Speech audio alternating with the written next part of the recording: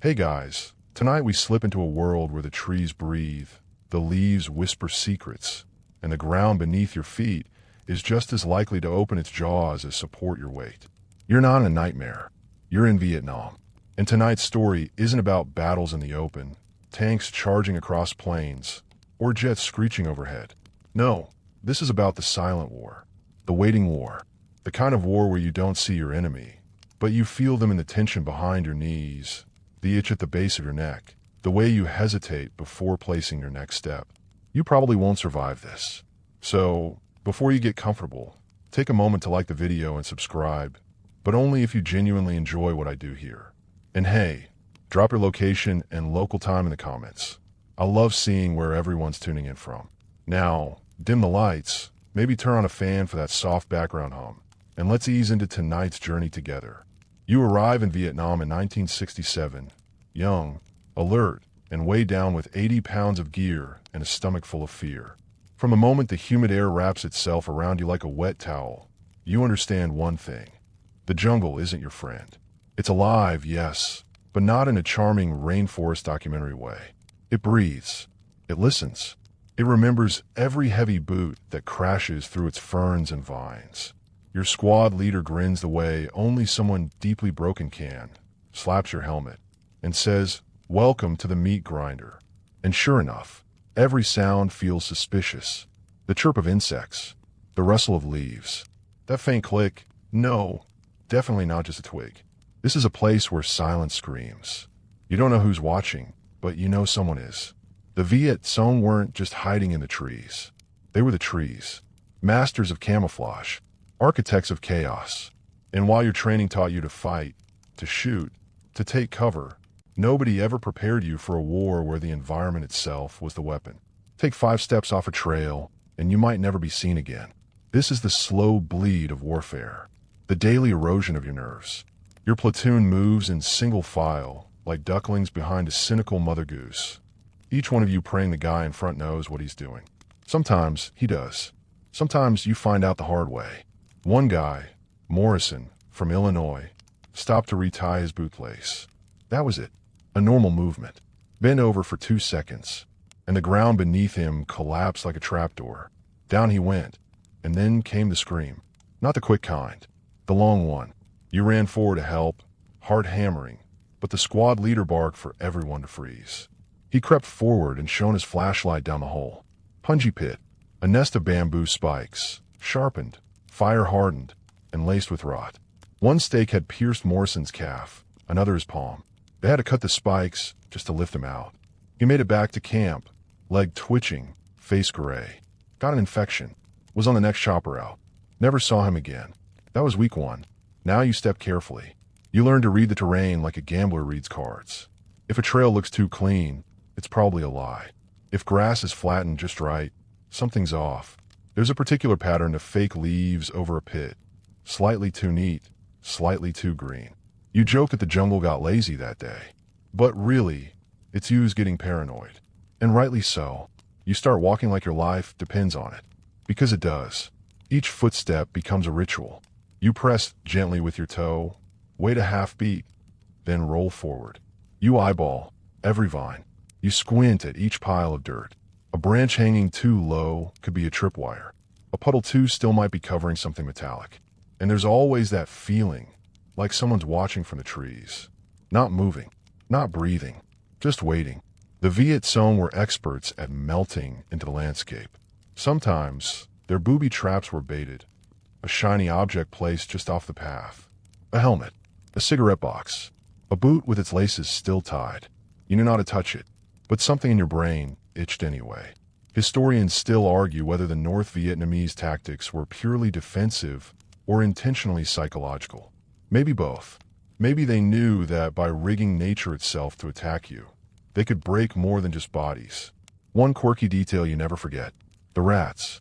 Big ones. Smart ones. They'd sometimes trip a trap before you did. You'd see a sprung pit with a mangled tail at the bottom. It was the only time you thanked a rat for anything. The fear doesn't hit you like a wave. It creeps. It settles in your knees and behind your teeth. You start double-checking your boots every morning.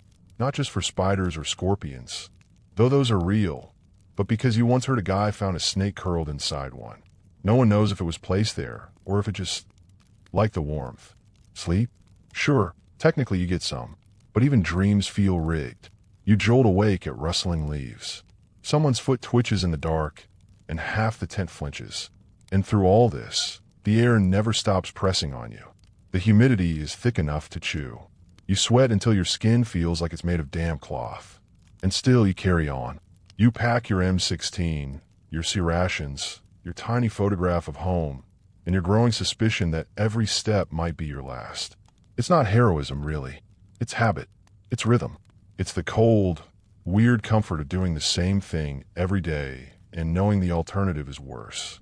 You stop thinking about winning the war. The word becomes abstract. What matters is making it to the next checkpoint, keeping all your limbs attached, laughing when you can, drinking stale coffee that tastes like boot water, but pretending it helps. Every now and then, you write home. You say things are fine. You say the jungle is hot, but manageable. You leave out the part about the guy who lost 2 fingers to a snapping wire trap. You leave out the part where you haven't let your heels touch the ground fully in 3 days. Too risky. Because this is Vietnam, and you're not just fighting soldiers. You're fighting the jungle itself. And tonight, the jungle is winning. It's the second week in the bush, and already your boots have become half a size smaller. Not because they shrank, though that would be on brand for this place, but because your feet are swollen from marching, sweating, and the ever-present fear coiled in your soles. You've learned something critical. It's not just what's in front of you that's dangerous. It's what's beneath you. Somewhere between checkpoints Charlie and Echo, your point man freezes. No sound, no hand signal, just a tight, motionless pause, like he's turned into a statue mid-step. You feel your breath stop. A mosquito buzzes near your ear. You swat it and almost regret the movement. One wrong vibration could make this whole jungle crack open. And then his hand rises. He signals you to spread out. He saw something, some hint of symmetry in the chaos. Maybe a patch of leaves too evenly arranged. Maybe a faint depression in the dirt. Maybe just a whisper of intuition. You crouch low and begin clearing the ground carefully, slowly. The leaves give way, like pulling back a filthy curtain. And there it is, a Pungy pit. Again, only this one's not a pit, exactly.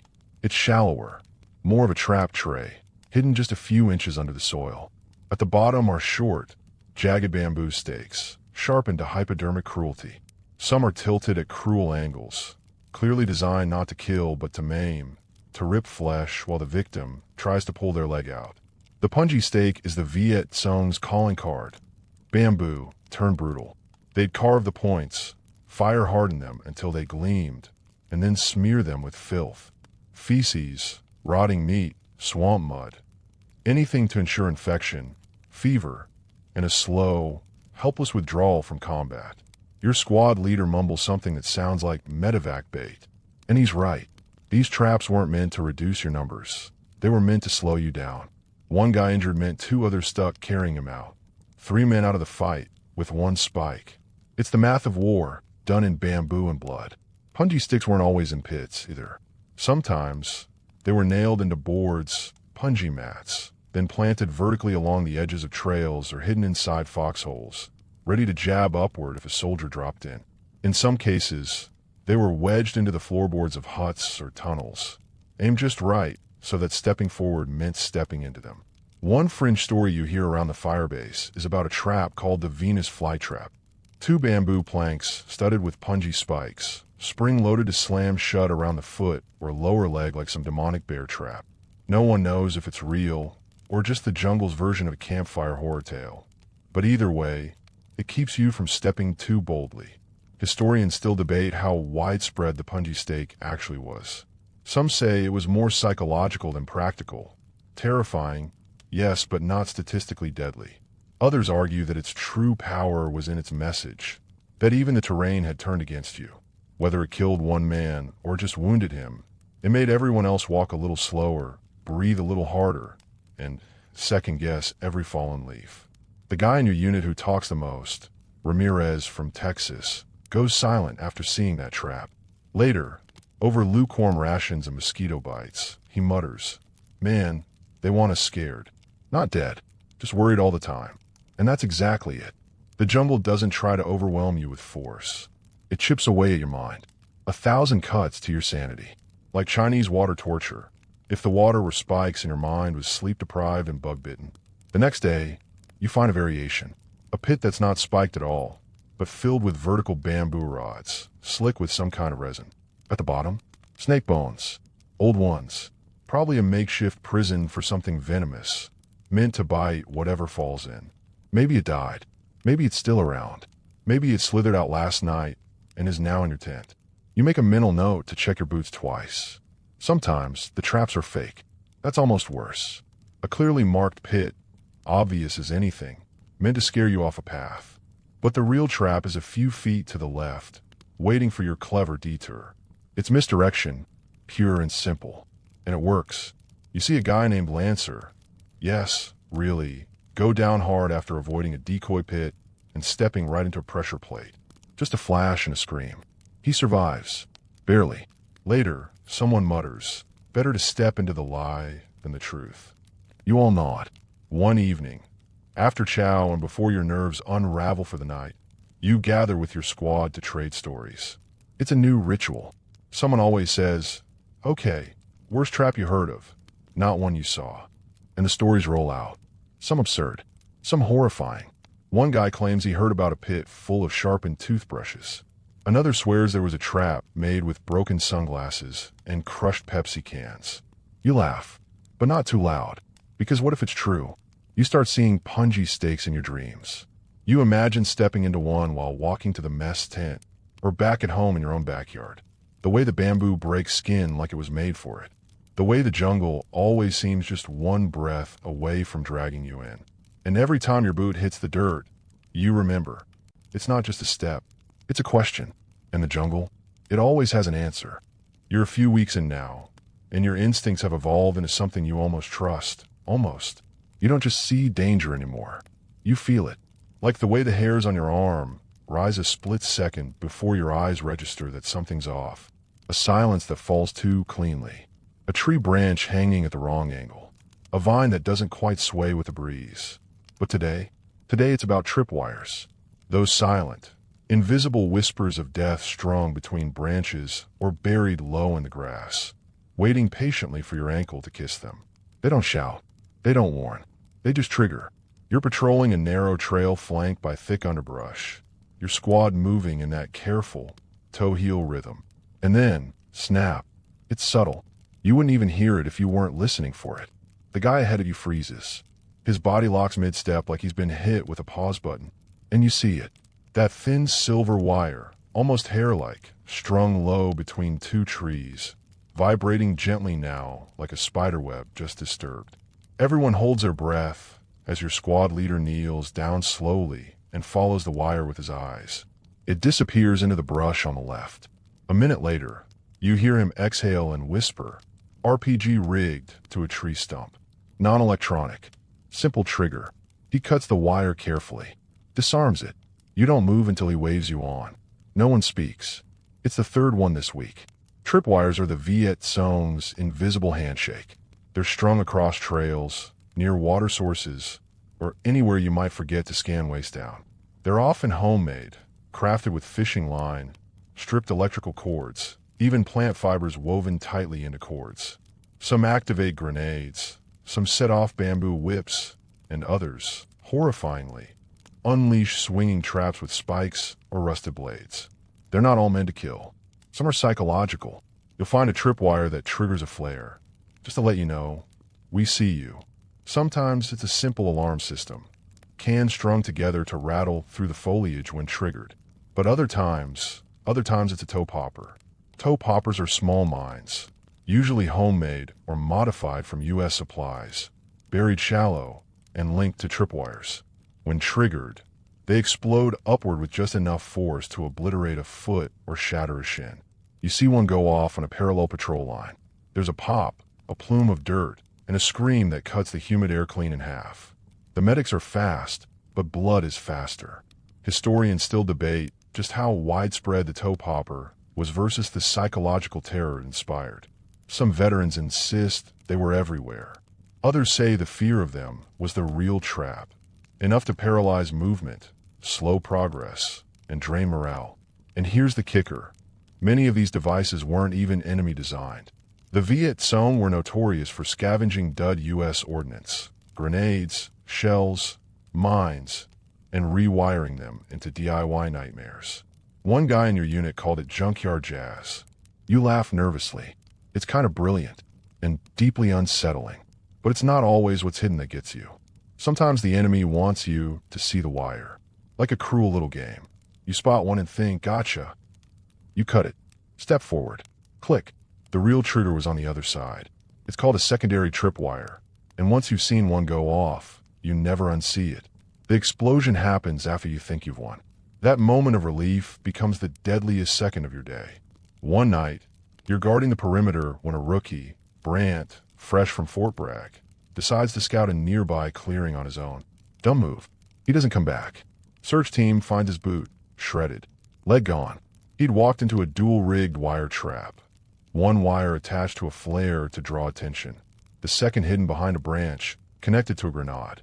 He made it. Barely. But you never saw him again after the chopper lifted off. You wonder where he is now. Probably waking up in a cold sweat when a ceiling fan clinks too loud. You start to develop rituals. Not superstitions, because that sounds silly, but systems. You scan left right down every time you blink. You never take more than 5 steps without checking your path. You carry a stick just to sweep low-hanging brush. Some guys tape mirrors to their boots to glance under leaves. It sounds ridiculous, but it works. One strange trick you pick up from another squad. Carrying a piece of fishing line in your fingers, low and stretched as you walk. If it catches something before your ankle does, you live. If not, well, you won't be around to regret it. You don't trust trees anymore, or logs, or rocks, or the wind. The wind, for example, once knocked down a rotting tree limb, which hit a tripwire set at shoulder height. It triggered a spike trap that slammed into empty space. Thank God. But now you wonder, is anything accidental? There's a famous story circulating at base, probably exaggerated, but it's about a guy who tripped over a wire in the dark, only to find out later it was attached to a trap meant for boars. Spikes as thick as a broomstick, rigged to fall from above. The jungle doesn't care if you're G.I. Joe or just a thirsty pig. One evening, while setting up camp, you spot something odd. A wire, out in the open, bold and obvious. You approach cautiously. Too easy. Someone behind you hisses, "Decoy." Sure enough, the real wire was looped behind a tree, buried under an inch of moss. The first wire was meant to distract you. You laugh. Kind of. You also want to scream. But you don't, because that would mean acknowledging that this jungle is smarter than you. That maybe the real weapon here isn't firepower or numbers, but patience. The Viet Cong didn't rush. They watched, waited. They learned your habits and wove death right into your routine. You drink from the same stream, every day. Good. Let's trap it. You tie your boots at the same spot on the trail. Let's wire that tree root.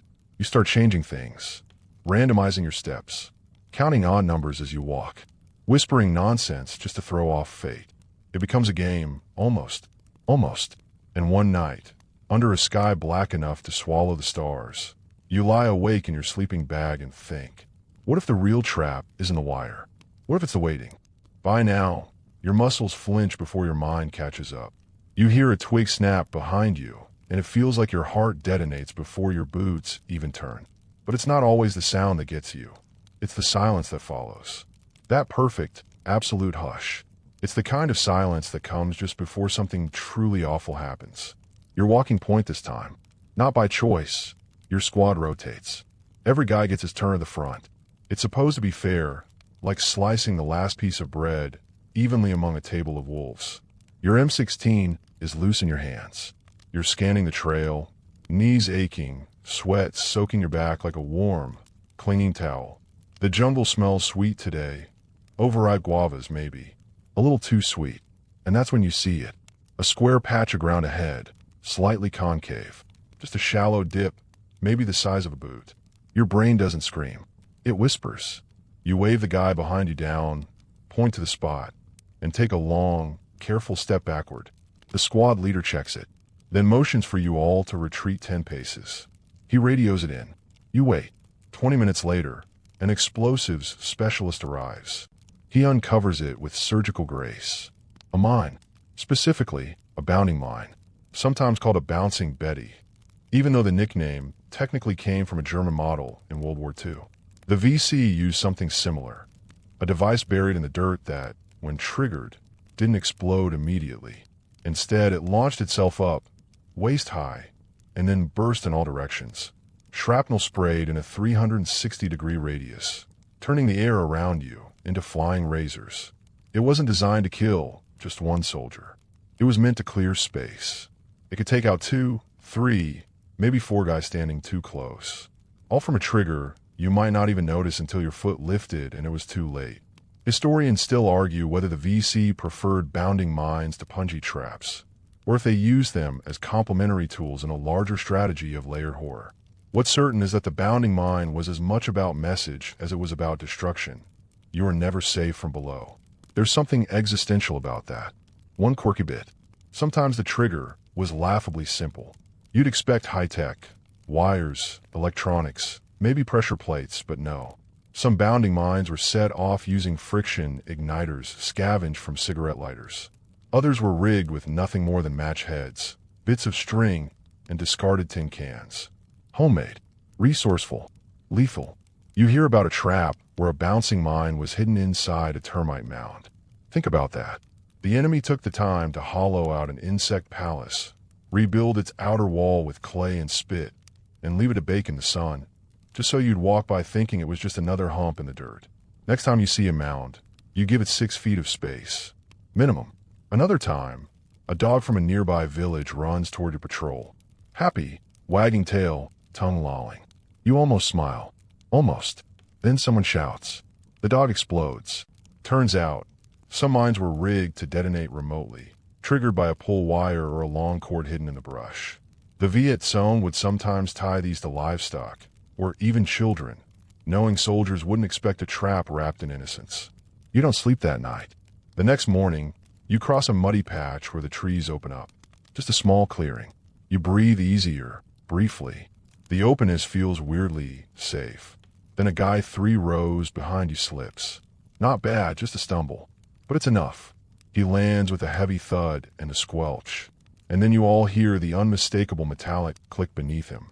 He doesn't move. Doesn't even breathe. You freeze. Someone yells for everyone else to stop moving.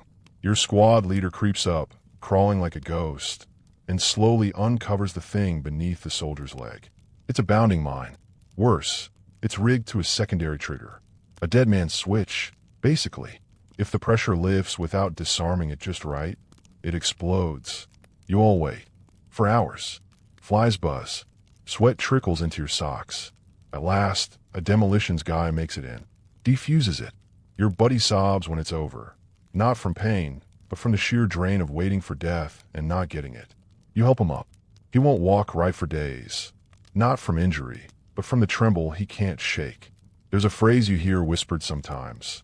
The jungle is patient. But its traps are not. You start recognizing the terrain that likes these mines. Places where dry ground meets thick foliage. Where trails dip low before rising again. Where trees thin out just enough to make you want to relax. That's when they strike. Sometimes you don't even see the explosion. You just hear it. A muted boom in the distance. Maybe another squad. Maybe a wild boar. Maybe nothing. But you hear it. And it sticks. One guy in your unit, Harper, starts wearing a metal plate inside his vest. Just a fragment from an old door wedged under his chest rig. You joke that it makes him bulletproof and immobile. He doesn't laugh. He says, "I'd rather be heavy than hollow." You can't argue with that. Sometimes you dream of the mines. Not in combat, but in everyday places. Your kitchen floor creaks the wrong way. A grocery aisle looks suspicious. You hesitate before stepping off a curb. And then, as you're lying in your bunk under a tattered mosquito net, you realize the worst part isn't the mine. It's not the explosion. It's not even the blood. It's that click. That soft, metallic click. The one sound that divides the before from the after. By now, you've learned the jungle speaks in riddles. Nothing's straightforward, and anything that looks easy is probably lying. Today you're somewhere along the Songbeat River, hacking through a thicket so thick it might as well be carpet. It's humid enough to make your fingers prune. You're already soaked before the sun even peeks through the canopy. And then it happens again. Snap. But this time, it's not a tripwire. You see the blur before you feel the air shift. A streak of motion that arcs sideways like a vengeful shadow. Something hits a tree beside your shoulder with a thick, meaty thump. You spin toward it and your stomach drops. It's a bamboo whip trap, spring-loaded from a bent sapling. The whip was armed with a sharpened bamboo spike, long, flat, serrated at the edges like some unholy bread knife. Had it struck 2 inches left, your collarbone would be gone. It sways now, harmless and spent, thudding back and forth like a pendulum in an insane grandfather clock. You breathe out the kind of breath that makes your whole body slump. That was close. These aren't ordinary booby traps. They don't wait passively under leaves or whisper through the trees with a wire. These strike. These snap. These traps are the jungle's reflexes. They're called bamboo whips, or sometimes spring traps, and they work exactly the way they sound. A young, flexible sapling is bent backward and tied with tension wire or sinew. A trigger, usually a low trip cord or pressure release, holds it in place. And when that trigger's disturbed, snap. The tree snaps forward with bone-breaking speed, flinging a bamboo blade, sometimes even tipped with metal shards or poison edges, directly into the path of its victim. One trap found by another squad had 3 whips rigged in a row, like a cruel domino of slashing arms. First one triggered, then the next a second later, then the third. The goal was to catch not just the point man, but the next 2 behind him. The jungle's version of a group hug, with teeth. You hear a story about a trap with glass shards embedded in the bamboo edge, held together with resin and string. A weapon that looked homemade but functioned like a medieval nightmare. They nicknamed it the jungle guillotine. Historians still debate whether some of these variations were common or one-offs. Custom-built horrors improvised by particularly creative VC fighters. But one thing everyone agrees on, once you've seen one, you always see them, again and again in your head. That evening, you debrief with your squad. You sit on overturned ammo crates, pant legs still soaked from a river crossing. You start swapping tales of close calls. And suddenly, everyone has a bamboo whip story. Johnson had one skim his helmet and embed in a tree behind him. Daniel saw one miss a guy's neck by a handspan. One trap even had nails tied to the end. Nails. Where do they even get nails out here? Then there's the legend of the sleeper whip. A trap that doesn't activate when triggered. It snaps halfway, then pauses. Just enough to make you think you're lucky. Then, as the tension frays, it jerks forward again with delayed force. Most of you chalk that up to poor engineering or dumb luck, but the idea lingers. A trap that waits for you to exhale. You stop trusting the underbrush. Even tall grass makes you nervous. It moves wrong, hides tension vines, tangles with sticks in ways that just feel off. One day, you're resting against a bent tree and realize, too late, that the branch under your arm has been tied back, rigged. You jump away. Nothing happens. False alarm. But your nerves spike like a flare. Later, in the mess tent, a grizzled guy from another platoon tells you the creepiest variant yet. The chest-level whip. Designed for night patrols. Positioned to strike right across the ribcage. The idea wasn't just to kill. It was to break breath. To collapse the lungs, make rescue harder, and leave soldiers gasping in the underbrush. And that's the running theme of these traps. They're not just about damage. They're about disruption, throwing you off your rhythm, forcing you to second-guess your next step, your last decision, your training. Bamboo whips in particular make you wary of your sides. You focus so much on what's ahead and beneath that the flanks become blind spots. You start adjusting. One guy, Biggs, ties bells to his belt loops, not for sound discipline, but so anything brushing his waist has to compete with the jingle. Another guy crafts shoulder armor from scrap flak vest padding. He calls it jungle sleeves. You think it looks ridiculous, until he's the only one who shrugs off a glancing blow from a whip trap that would have sliced through skin like fruit. And here's the strange part. Bamboo isn't metal. It's not cold. It doesn't gleam. But when sharpened and hurled through the air with tension, it's every bit as brutal.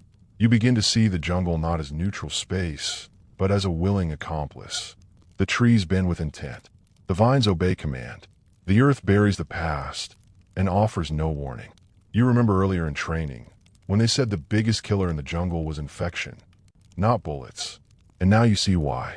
Even if you survive a whip strike, the shredded bamboo often carries grime, fungus, rotting plant matter. It slices clean but dirty. That's the trick, not the kill, the decay. One guy in your unit got nicked across the thigh, just a graze.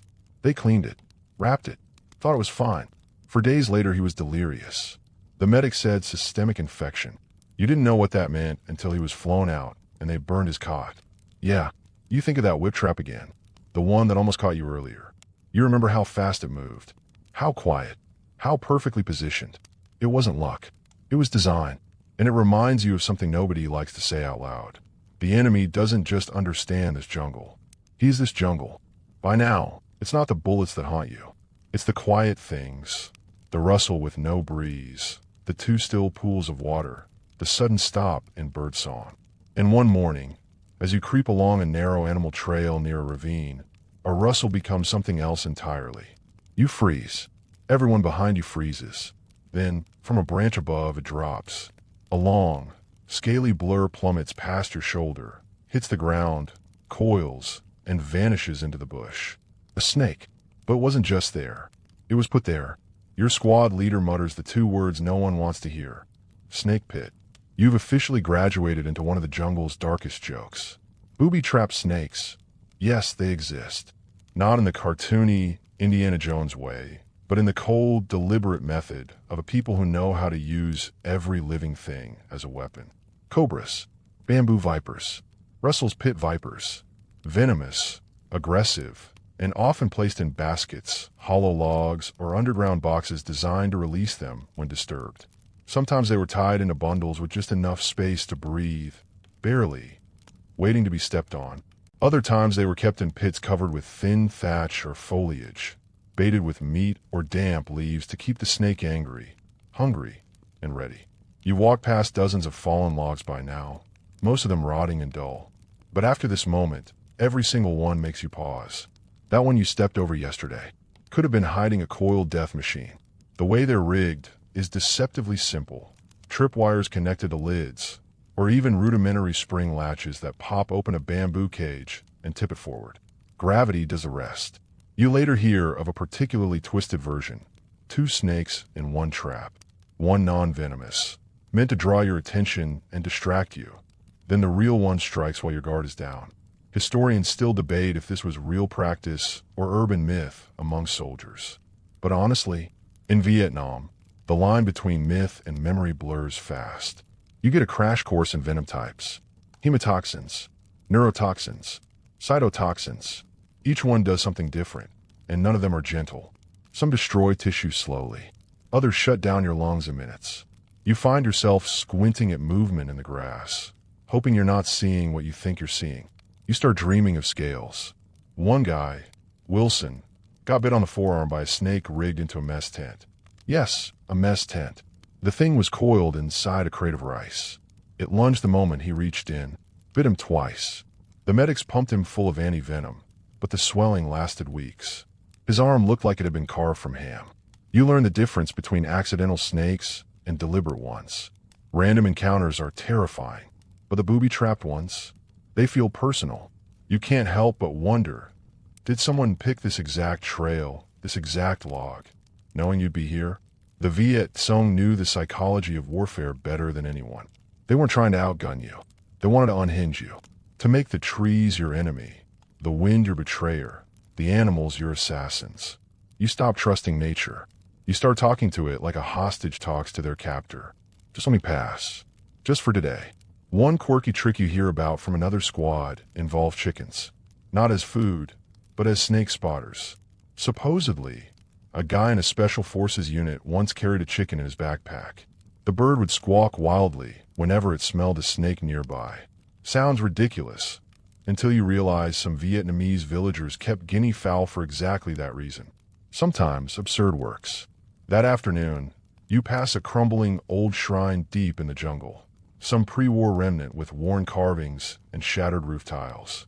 You pause. It's eerily quiet. Then the guy behind you stumbles, yelps. Snake. Not a big one, just a green whip snake. Not venomous, but fast and angry. It lashes out, bites his boot, then vanishes into the shrine's ruins. It wasn't placed there, probably, just drawn to the trap scent. But it's enough to send adrenaline flooding your bloodstream like napalm. And here's what starts to happen. You stop walking normally. You tiptoe. You creep. You prod logs before stepping over. You send a guy ahead just to poke trees with a stick. One guy even straps metal mesh around his calves, like medieval greaves, just in case. The nickname Knight of Na Trang catches on, and even he laughs, until a copperhead drops from a tree and lands on his helmet. It slithers down the side. Everyone freezes. No one breathes. Then it drops to the ground and slinks off into the bush board. You don't stop shaking for an hour. And this is where the mental toll sets in. The jungle starts to feel inhabited in a way that isn't entirely physical. It's not just that animals live here. It's that they're recruited, weaponized, deployed like living bullets. Even the bugs feel more organized than you. Mosquitoes swarm with intent. Leeches find your socks with disturbing accuracy. At night, you hear the rustling. Always rustling. Sometimes it's rats. Sometimes it's snakes. Sometimes you really can't tell. You just lie still and listen, counting your breaths and wondering if that last twitch was just a dream or a real thing curling beside your ribs.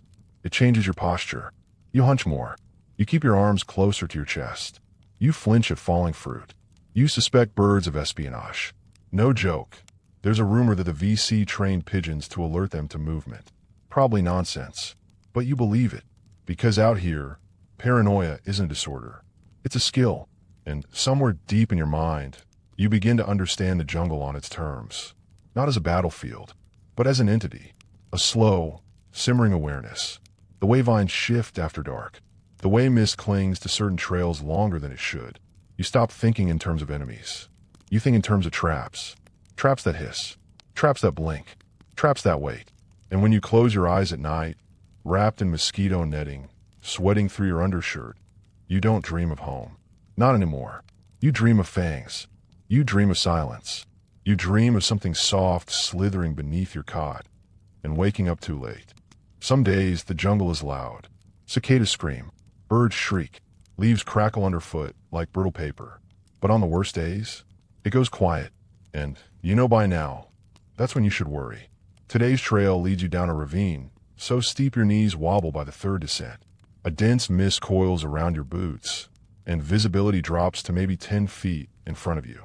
The guy ahead keeps disappearing into the fog like a ghost you haven't earned the right to follow. The trees above lean in, forming a canopy so thick, it feels like you're inside a throat.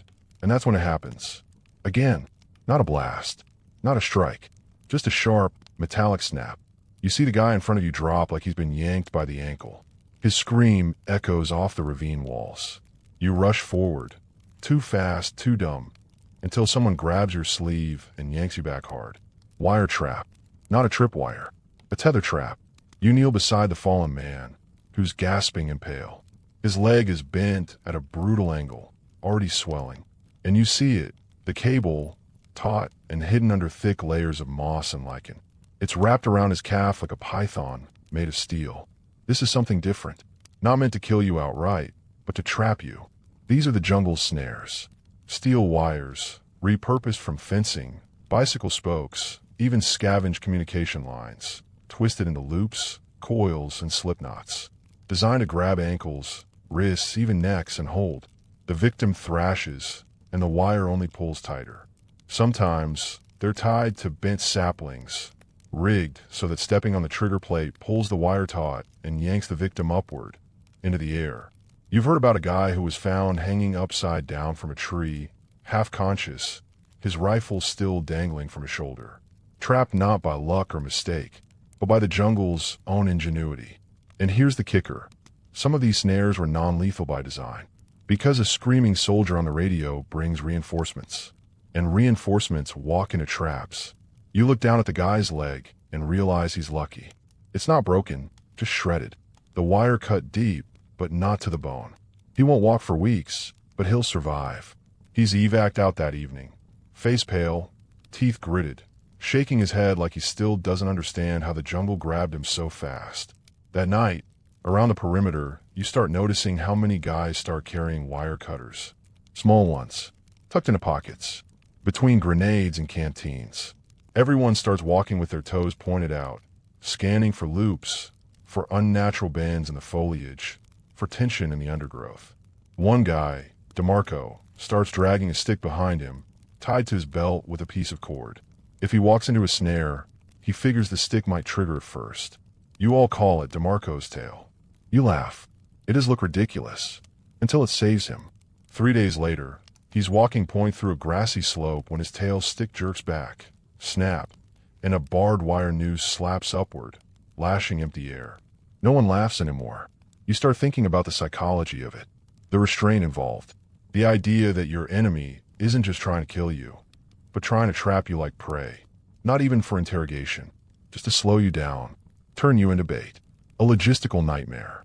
They don't even need to kill you if they can wound and wait. Historians still debate how often these tether traps were actually used versus how often the story spread like wildfire among terrified soldiers. But the emotional truth remains. The jungle could grab you. And the fact that it was often with your own materials, wire, nails, cans, parachute cord, made it worse. You once saw a tether trap hidden in an ammo box. The cord was wound around the handle, attached to a spring-loaded blade. When the lid opened, the blade would whip out and slice into whatever hand dared lift it. You hesitate now, even opening your own canteen. Then there are the ones designed with decoys. A glint of metal in a tree hollow. A map left hanging on a branch. You reach for it. Click. The wire cinches around your wrist and yanks your hand sideways. One guy dislocates his shoulder like that. Another snaps a rib. It becomes a lesson. If something looks like it wants to be picked up, it probably doesn't. One fringe tail, a type of tether trap that was linked to a hornet nest. Pull the wire, and it yanks the nest down onto your squad. Boom! Instant chaos. Dozens of stings. Guys flailing. Perfect opportunity for an ambush. No one's ever seen it firsthand, but you all believe it instantly. Because by now, nothing is off limits. Nothing is too strange. The jungle doesn't play by your rules. And you've started dreaming about the traps before they happen. You dream of a foot caught midair, a cable slithering toward your knee like a living thing. You dream of hands tied behind your back by vines that laugh. You wake up sweating. The corporal tells you it's normal. You don't believe him. What's not normal is walking past a bunch of innocent-looking vines and flinching because they're the same color as the cord you saw wrapped around that guy's ankle. What's not normal is side-eyeing your boots each morning like they might bite back. The next day, a new guy, fresh from base, asks you, "How do you know if it's a tether trap?" You smile gently. You don't. And that's the heart of it. There's no sure way to tell. The traps don't gleam. They don't beep. They don't announce themselves. They lie low. They wait. Like the jungle itself. Because sometimes it doesn't want to kill you. It just wants to hold you. You don't remember when the dream changed from escaping the jungle to surviving inside it. Not thriving. Never that. But learning to glide beneath its canopy like something with claws and silence in its blood. You learn how to breathe too loudly. Not to stare too long at anything that seems out of place. And most of all, you learn to question everything. Especially the things that look like help. Like signs. Today, your squad's been rerouted. Some new intel says there's a VC cache near an abandoned village site northeast of your current location. The jungle's tighter here. Closer. And that's when you notice the first strange thing. An arrow. Carved into a tree trunk. Rough, but clear. Pointing north. Nothing official. No U.S. trail marker. No map record of it. But a local? A scout? You squint at it. That's when the guy behind you murmurs, "Don't follow it." He's from a different platoon, reassigned after losing half his unit 2 weeks ago. Says they followed arrows like this into a narrow canyon. Right into a kill zone. There were traps everywhere. No one even fired a shot. The jungle did the work. You back away. The squad leader reroutes again. You don't follow the arrow. But that story sticks with you. Because now you start seeing them. Subtle signs, meant to look accidental. Rock stacks, boot prints angled just a little too cleanly. Even trampled paths through the grass that beg you to walk their direction. Some call these breadcrumb traps. Others call them guides. Whatever the name, the principle is always the same. Lure. Delay. Ambush. The Viet Cong used misdirection with surgical precision. A scrap of food left on a trail. A torn bit of fabric nailed to a tree. A child's sandal. A broken rifle slung over a low branch. You see one once, just the barrel of an M16 sticking out of a bush. Abandoned, just lying there. You almost call it in, but then your instincts flare. You step back. Later, an engineer checks it. Tripwire underneath. 2 grenades. One of them was your own make. Historians still debate the extent of these decoy lure traps. Were they widely deployed, or just rare psychological tools? But to you, they feel everywhere. It's not about how many. It's about how effective even one can be. The worst part is when the traps don't look like traps. One day, your squad stumbles into a clearing with half a dozen bicycles leaned against trees. Pristine. No riders. No sounds. You freeze. Everyone does. No one moves for nearly 10 minutes. You send the Yodi guy first. Slowly. Carefully. Turns out the bikes were rigged with explosives. Pressure plates on the seats. One had a wire hidden in the handlebar grip. Any tug would have turned it into shrapnel. You laugh, darkly. Of course they booby-trapped the bicycles. Another time, you find a crate of canned food half buried near a small stream. Labels intact. Rusty, but legible. U.S. rations. You haven't had beef hash in a month, but you've learned your lesson. The crate's wired to a mine underneath. Not even well hidden. Almost as if the enemy wanted you to find it. Because sometimes the trap isn't just a physical thing. It's a test. Will you fall for it? The booby trap bait works best on desperation. And the jungle knows when you're desperate. You've gone 2 days without real protein. The can of peaches someone finds on a trail feels like a miracle. But you eye it. Hard. Then someone points out, peaches weren't even part of the supply drop. Wrong issue code. It's fake. Or worse, real but planted. Tied to a trap. Tied to you. And that's when you realize, this isn't just warfare. This is behavioral warfare. Your patterns are being studied. Your habits. Your weaknesses. The enemy knows you'll take the left path if it's shaded. That you'll break ranks for fresh water. That you'll crawl for a scrap of chocolate if your blood sugar tanks at noon. So they set traps on your habits. Some soldiers start refusing to pick anything up. Not even a fallen dog tag. Not even a letter.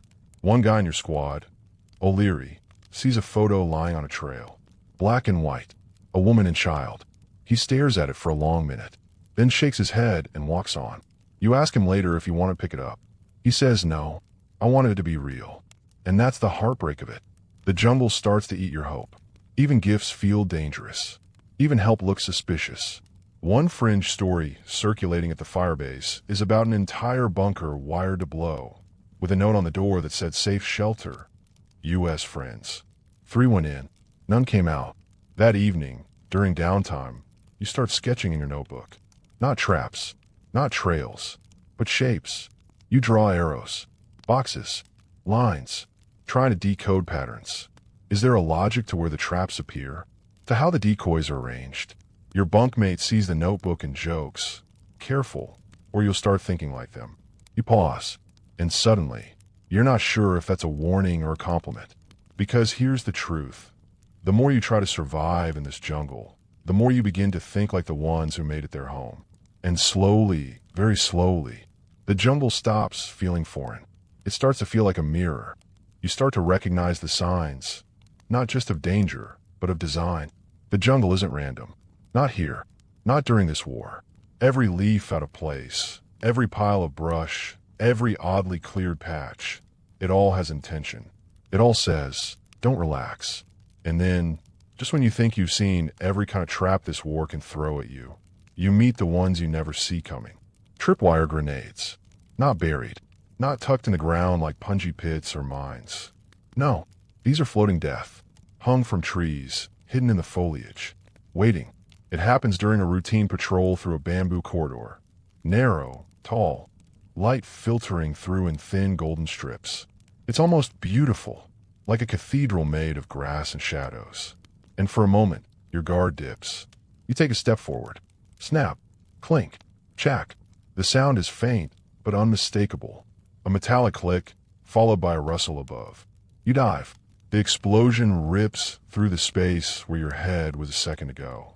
A grenade, M26, American-made, rigged to a tripwire strung between 2 stalks of bamboo. The wire ran across your waist height, so thin you wouldn't have seen it unless the light hit just right. That's the cruelty of these traps.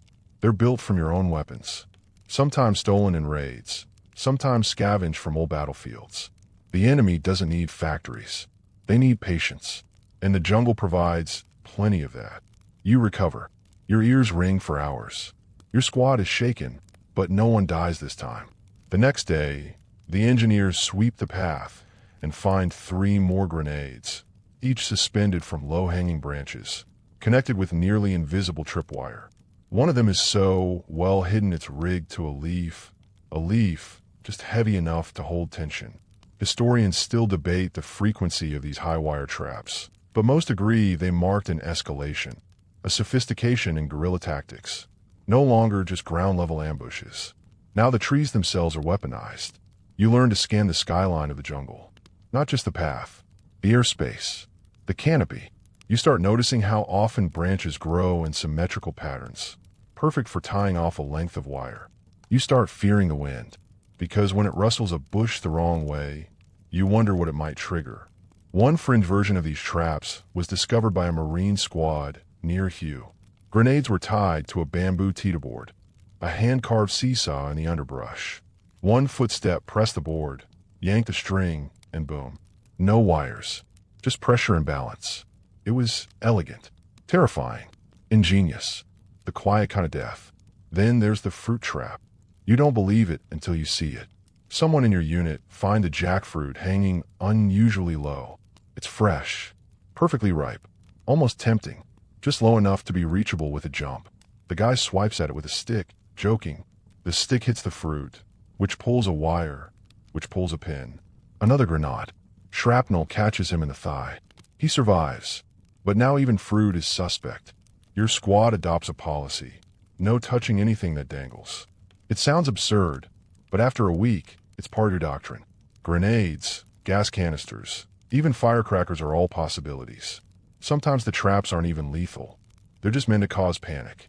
A noise, a flash, a bang. Enough to disorient. Enough to hurt you. Because these tree traps aren't always about death. Sometimes they're about direction. Steering you. Nudging you into a kill zone. A minefield. An ambush. The jungle guides you like a shepherd, with explosions. You learn a new posture. Eyes up, arms wide, rifle angled at 45 degrees. Not for combat, but to break a wire before it finds your throat. One guy wears a mesh veil like a beekeeper. Says it helps him see the tension lines in the light. You scoff, until he's the only one who spots a wire-strung ankle to knee across a forest clearing, rigged to a cluster of grenades and a bucket overhead. A bucket. Metal, dented green, probably stolen from a U.S. mess hall, now loaded with pain. It's hard not to admire it, in a twisted way. The resourcefulness, the efficiency, the audacity. And then there's the daisy chain. A series of grenades strung along one cord, so that triggering one sets off the whole line. Sometimes 4, 5, even 10 in a row. One goes off, then another, then another. It doesn't sound like a firefight. It sounds like rain made of metal and bone.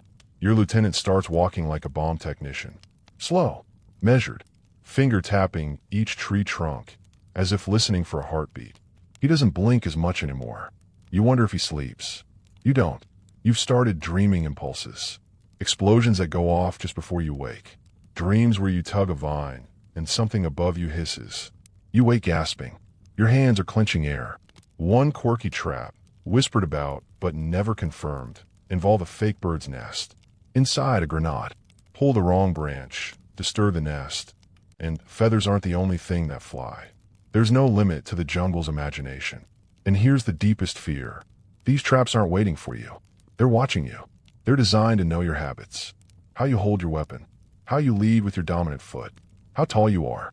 A trap placed at shoulder height will miss a Vietnamese villager. But you? It'll take your head off. And so, you walk hunched, shoulders curved, always looking slightly down and slightly up like prey. Because you are. And sometimes, walking this path, boots sinking softly into moss and mud, the trees whisper above you, the vines brush your arms like curious hands, and the wind carries a scent that shouldn't be there. Gun oil, sweat, smoke. You realize, you're not walking through the trap. You are the trap, a weapon the jungle is waiting to unleash. By now, your senses aren't just heightened, they're rewired. The jungle has you walking sideways, scanning diagonals, listening for rhythms instead of noises. Because in Vietnam, the most dangerous sounds are the ones that repeat. Repetition means design, and design means minds. You haven't stepped on one yet, but you felt them. Not physically, but emotionally. That tightening in your stomach when a patch of ground looks too flat, too cleared, too helpful. That moment when your squad pauses, and every boot hovers above the dirt like the earth has turned to lava. Then someone whispers, "Hold. Mines." And just like that, you feel your whole bloodstream freeze. There's a field up ahead.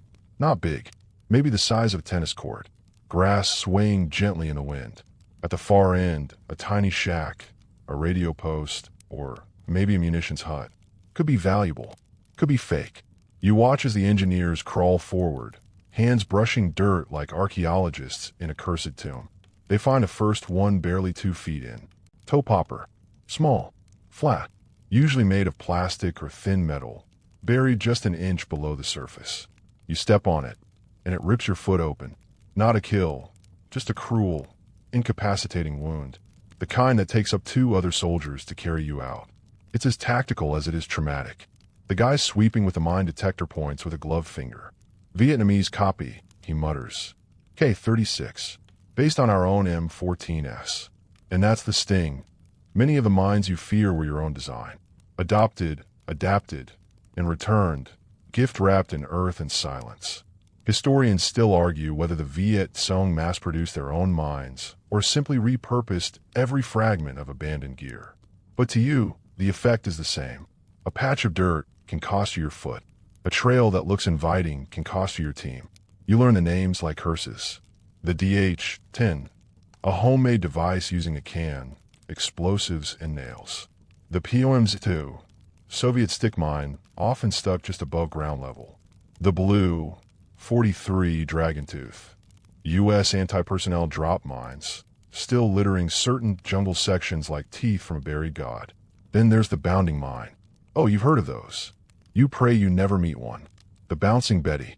You step on the trigger, and it launches into the air, then explodes at waist height. The idea isn't just to maim. It's to scatter shrapnel through the body's softest targets. Gut, lungs, throat, eyes. These aren't traps. They're statements. And the worst part, you can't see them. No wires. No markings. Just dirt. Plain, ordinary dirt. Maybe a leaf that's slightly too centered. Maybe a patch that feels just a little colder underfoot. But usually, you don't know until it's too late. One guy in your unit, Franklin, wasn't even walking. He was sitting, rested against a tree during a break. Shifted his weight to stretch, and triggered one. The pressure plate had been buried under a rotting banana leaf pile. Fragmentation tore through his thigh. He screamed so loud a patrol 3 clicks away heard it. He lived. He's not here anymore. He's missing a leg and half his hope. The engineers start training you on spotting mine signs, disturbed earth, unnatural alignments, patterns and foliage. But it's like looking for a single whisper in a thunderstorm. You can't see them all. So, you adopt a new rule. If it feels too safe, it probably isn't. That small clearing with shade, don't sit in it. That perfectly spaced footpath, don't walk in it. That open patch near the riverbank, go around, far around. You even start distrusting animal paths. A deer trail might be safe, or it might have been salted with just one mine. Enough to catch you, then catch a rescuer. And the worst version, a fake safe zone. You find a clearing with markers, sticks, stones, even empty ration tins tied to branches. It looks like someone's already swept it. Then the last man steps in and boom. Turns out the markers were part of the trap. A psychological trick. And you wonder, how many times have you trusted something just because it looked human-made?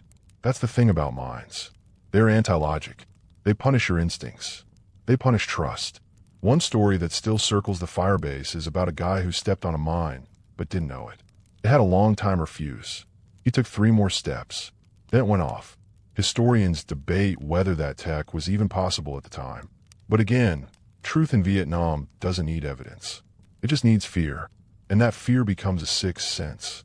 You start adjusting your gait, walking heel-toe to minimize pressure. You memorize the weight distribution of your gear.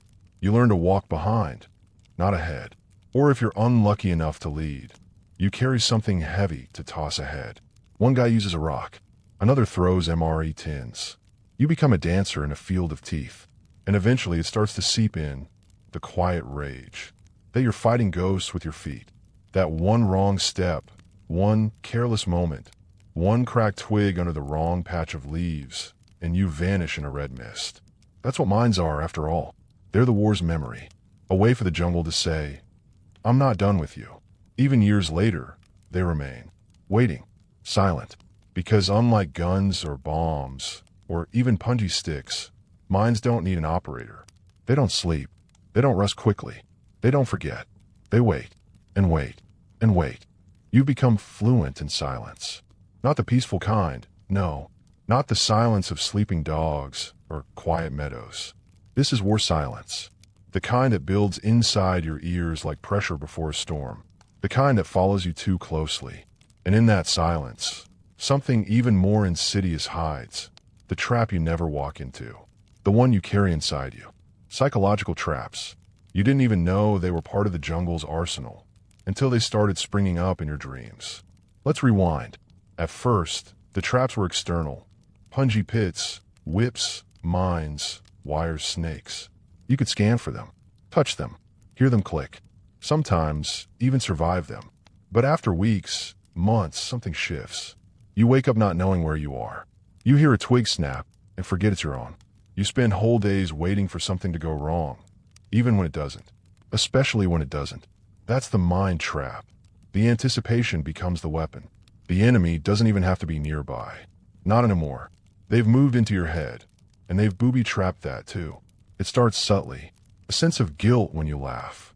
A pang of dread when you realize no one stepped on a mine all week. You find yourself thinking it's too quiet, and then curse yourself for even thinking that. Like your thoughts will trigger something. You begin to distrust your own calm. Historians still debate how much of the mental damage from Vietnam was caused by exposure to physical traps versus the ongoing psychological siege. The feeling that death wasn't just likely, but designed, personalized, waiting behind a smile, a tree, a moment of peace. You've seen it.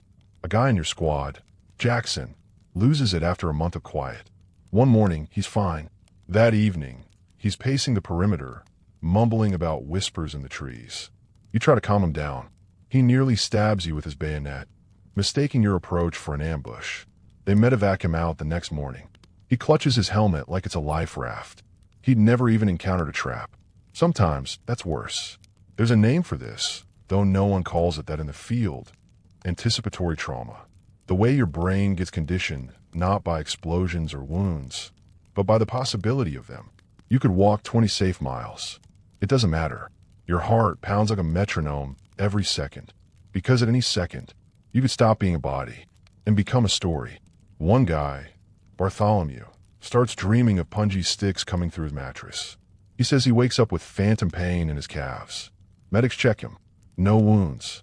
Just bruises from the way he curls up, night after night, like the earth is reaching for him. He's 22. The field docs start handing out jungle pills, sedatives. Help some guys sleep. Others say they make the dreams worse. Too vivid. Too real. You never touch them.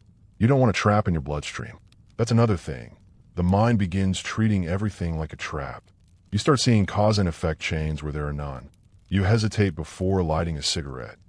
Not because of snipers, but because maybe, just maybe, the flick of the lighter will wake something ancient in the jungle. Even laughter becomes dangerous. It sounds too loud, too exposed, like ringing a dinner bell for fate. One quiet morning, you and 3 others find a playing card lying face down on a trail. An ace of spades. Nothing else around. Just that. You leave it. That night, you hear someone whispering in their sleep. I stepped on it. I stepped on it. They hadn't, but their mind had. You start to develop routines, almost rituals, to keep your own thoughts from turning on you. Tap your helmet 3 times before patrol. Count to 10 when stepping over a log. Never be the last to eat. Never be the first. It's all nonsense, but it keeps your thoughts moving. Because if they stop, if they settle too long on a shadow or a breeze or that quiet, freshly turned patch of soil, you might freeze. and freezing gets you killed. The chaplain visits your firebase one Sunday. He says a few words, hands out tiny crosses, some rosaries. You don't consider yourself religious, but you keep the cross. Not for God, for focus. It's something to hold when your hands shake. Something to anchor you when your mind starts crafting its own traps. Doubt, regret, obsession. You begin to understand why so many veterans come back not whole, even when their bodies are.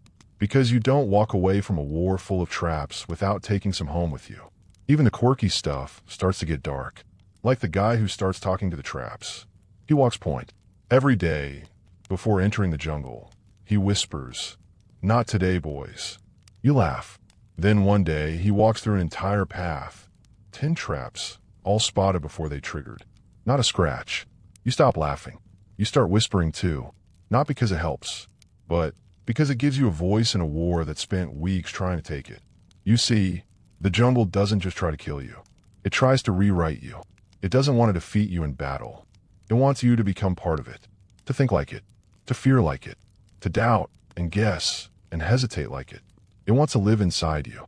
And every quiet moment, every soft breeze, every patch of dirt that looks too perfect is one more chance for it to reach in and pull. It's a morning like any other. Hot, sticky, air thick with the breath of green things. But your skin itches with that now familiar sense of not quite right. You're moving through a banana grove, leaves flapping softly like lazy flags in the breeze, when you spot it. A small mud-colored box nestled at the base of a tree, barely the size of a shoebox. You freeze. The guy next to you doesn't. He walks past, then stops mid-step. He's seen it too. It's not just a box. It's a message. And the moment you see it, you know what this section of the war is about. Message traps. Psychological landmines disguised as warnings, challenges, or cruel jokes. This isn't about blowing off a limb anymore. It's about getting in your head, about playing with you. The Viet Cong were masters of psychological warfare, and in this grotesque theater of shadows, they had learned the art of the personal touch. Traps weren't always meant to kill. They were meant to say something. That box, it had writing on it, scrawled in English, probably by someone who'd studied your culture more than you'd ever studied theirs. "Open me, GI. Something for your mother." You don't open it. Of course not. But you feel that phrase lodged behind your eyes. A barb of implication. It twists deeper each time you blink. The guy next to you curses under his breath and keeps walking. But now he's thinking about his mom. About how he didn't write last week. About how this jungle knows that. And that is the point. Later, you hear stories of other message traps. A fake wallet on the path, stuffed with family photos. Inside, a note. "Too late to go home now." A doll nailed to a tree, with one eye gouged out and a grenade wired into its back. A torn American flag used as a trail marker. You follow it. You walk straight into an ambush. There's even a legend, though historians still debate whether it ever really happened, about a mirror trap. A simple mirror, hung from a tree branch, reflecting a narrow trail. You see your own face as you walk by. A face you haven't seen in days, maybe weeks. It stops you, makes you pause. The wire's on the other side of the mirror. You stop at your own reflection, and that moment is all the trap needs. And then there are the audio traps. A tape recorder left in a hut. You play it. It's a baby crying, or it's a woman's voice saying, "Please help me." But that's not the trap. The trap is you calling it in, drawing your team in. The real danger is the attention it demands. You stop trusting sound. You start wondering if even the wind is trying to lure you. And then come the calling cards. You find a clearing one morning with a wooden sign nailed into the trunk of a tree. English letters, messy but readable. "We see you." Every day. Underneath it, a single U.S. helmet. No blood, no body, just placed. Deliberate. Everyone goes quiet, even the birds. No one touches the sign. Not because it's rigged, though it might be, but because the message itself does more damage than shrapnel could. It's a statement of presence, a reminder that the jungle isn't empty. It's watching. These traps work like whispers, small things, subtle, but they spread. A single message like that will ripple through 5 platoons, 6 fire bases, 10 jungle paths, and the fear will follow with it. You remember one bizarre morning, deep in Phuket province. Your squad finds a torn comic book nailed to a sapling. Archie and Jughead. It looks innocent, until someone flips it over. The back page reads, "He dies next." You don't know who he is. But all day, you glance at each other sideways. You try to laugh. You joke about Jughead being VC. But that night, when you hear a rustle too close to camp, you reach for your weapon before even breathing. Because the joke already got inside. One corporal you knew started collecting the messages. Kept them in a waterproof pouch. Said he was building a war scrapbook. One day, he disappeared during patrol. A week later, someone found one of his collected messages nailed to a different tree. He reads too much. You never knew if it was him who put it there, or the jungle. One fringe report speaks of message traps scrawled on paper drenched in human blood. Another mentions American dog tags tied to a claymore trigger. If you tug the tag, you pull the pin. No one ever confirmed these. But by now, you believe everything. Because in Vietnam, rumors are traps too. And the best ones don't explode, they linger. You start to imagine the enemy crafting these messages with the care of poets. Not screaming at you with violence, but whispering in your language, in your fears, in your homesickness. And the cruelest part? Some of the messages are true. We are always watching. Yes, they are. You won't make a home. Some won't. There's nothing here for you. Sometimes it feels that way. In the jungle, it holds its silence like a smirk. By now, you've accepted that nothing is safe. Not the ground beneath you, not the trees above you, not even your own thoughts. But there's one last thing the jungle hasn't yet turned against you. Your routine. The rhythm of camp life. The dull comfort of repetition. That changes today. Because today, the traps follow you back. Firebase Eel is quiet at dusk. Smoke drifts lazily from the mess tent chimney. The mortar pits are quiet. And for once, you can hear yourself think over the metallic clink of someone cleaning their rifle near the sandbags. And that's when you hear the shout. Not far. Mid-perimeter. You drop your mess tin, grab your weapon, and run. What you find isn't a firefight. It's a dead man. Private Reese. Fresh boots. Always humming. You liked him. He's curled near a water barrel with blood coming from the side of his neck. Beside him, a tripwire. Thin, taut, strung low along the inside edge of the firebase. Hidden under a mat of dried leaves someone had dumped from a wheelbarrow that morning. It wasn't there before. Someone planted it here, inside. And that's when the whisper starts crawling up your spine like a cold snake. Sabotage. Historians still debate how often Viet Cong sappers infiltrated U.S. firebases with traps, but first-hand accounts like this one say, often enough. They dressed as villagers, carried forged ID, slipped through weak points in the outer wire while patrols were distracted. And they brought more than rifles. They brought tricks. You remember the story of a latrine pit that exploded. Turns out someone planted a mortar round under the toilet seat. Nobody laughed. The traps inside camp were different, crueler, personal. Claymore mines turned inward, tripwires hidden under hammocks, grenades tied to tent flaps, booby-trapped cigarette packs. The mess hall coffee pot once blew up. A fragment sliced through a man's cheek while he was mid-sip. He didn't scream, just dropped to his knees like someone had unplugged his soul. You never touched the coffee pot again. You begin to notice things out of place. A crate that was in the shade this morning, now in sunlight. A helmet facing the wrong direction on a sleeping cot. A missing can of kerosene, later found with wires coiled inside. Every corner becomes suspect. The inside becomes outside. The perimeter becomes fluid. It's not paranoia if they really are inside the wire. You learn that camp doesn't mean safe. It just means convenient. And convenience, in this war, is the enemy's best weapon. One evening, someone finds a bucket of warm rice left near the southern gate. No one claims it.